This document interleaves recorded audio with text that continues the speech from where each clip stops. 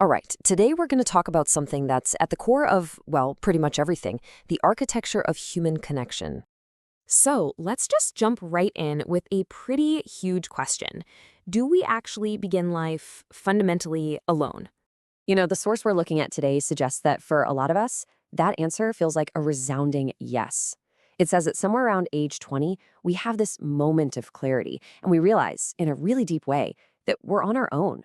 And that feeling, it kicks off a lifelong quest to connect, to find our people.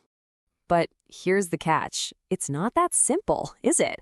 Because real, true friendship isn't something you can just go out and get. It's something that has to be earned. So, how do you even start to make sense of this whole messy world of relationships?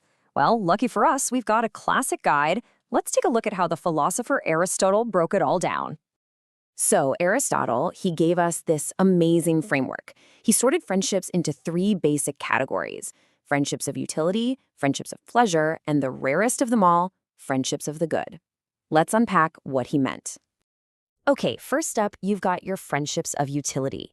And these are pretty much what they sound like. They're relationships built on what you can do for each other. It's useful, but not necessarily deep.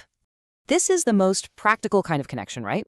Think of a favorite client or that supplier you actually enjoy grabbing lunch with. It's a pleasant relationship for sure, but the connection is transactional. If the reason for it goes away, well, so does the friendship.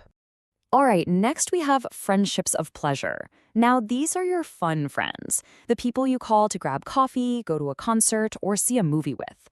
The whole entire bond is really built around having a good time together. But what about that deeper connection? The one so many of us are really searching for?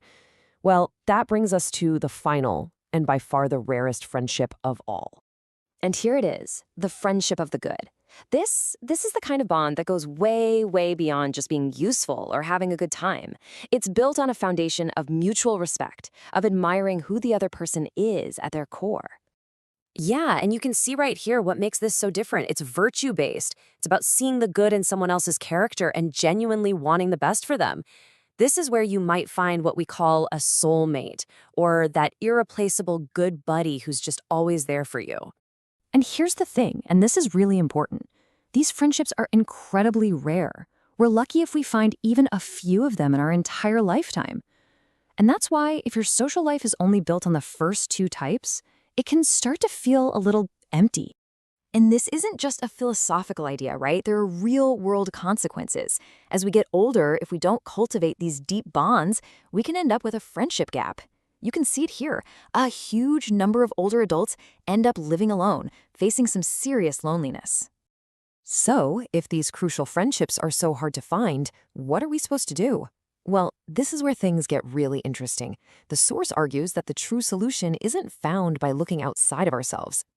And that leads us to the absolute core idea here, the real solution: building a friendship within yourself. This is the foundation for everything else. I mean, just let that sink in for a second.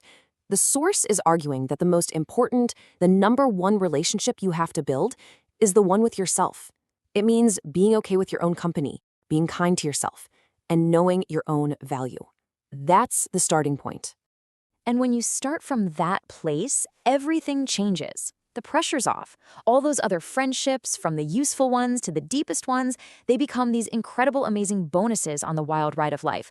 But they aren't the source of your wholeness. Now, that doesn't mean other people are important. Far from it. Actually, the great Dr. Albert Schweitzer said it beautifully. In everyone's life, at some time, our inner fire goes out. It is then burst into flame by an encounter with another human being. We should all be thankful for those people who rekindle the inner spirit. And really, that leaves us with one last thing to think about. A question for you to take with you. Who are the people who rekindle your inner fire?